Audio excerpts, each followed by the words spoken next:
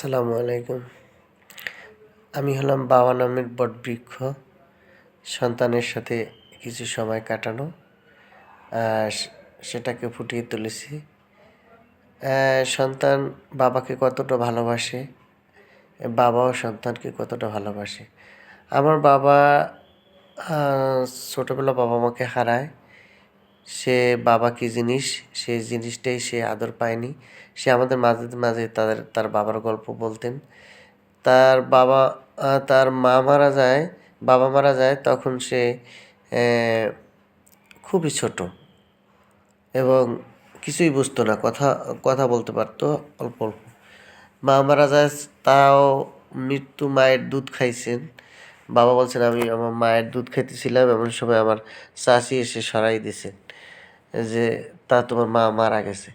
তো এই জিনিসটা আমার বাবা মাঝে মাঝে আমাদেরকে আমার দাদার গল্প বলতেন। তো আমি আমার বাচ্চাদের সাথে খেলা করতেছি, আর খেলার ছলে বাবা আমাকে মারতেছে, কিন্তু ও তো বোঝে না আমি ব্যথা পাই। কিন্তু বাবাও এটা ব্যথা হিসাবে নেয় না, কারণ সন্তান তো আদর করে। এভাবে সারাক্ষণ সে মাথায়, পিঠে, এখানে সেখানে উঠবে, লাফাবে। কিন্তু আমি ব্যথা পাইলেও সেটা ব্যথা হিসাবে নেই না, কারণ সে আমার সন্তান। সে আমাকে আদর করে, আমিও তাকে আদর করি, আমি তাকে ভালোবাসি। এখন সে ঘাড়ে চড়বে, মাথায় চড়বে, এই উঠতেছে দেখেন। কিন্তু সে যে পড়ে যাবে সেটাও সে ভাবতেছে না। তো আমি অনেক সাবধানে তাকে নিতেছি, আবার নেমে গেল এভাবে। তো যাদের সন্তান আছে তারাই বোঝে সন্তান কী জিনিস, আর যাদের বাবা আছে সেই বোঝে তার সন্তান কী জিনিস। তো উভয়কে ভালোবাসা, এটা এভাবে সবাই সবাইকে ভালোবাসে। এভাবে আল্লাহ তাআলা আমাদেরকে মায়া মহব্বত দিয়ে দুনিয়াতে সৃষ্টি করেছেন। সবাই সবাইকে ভালোবাসা, মায়া মমতা দিয়ে আমরা গড়ে উঠি।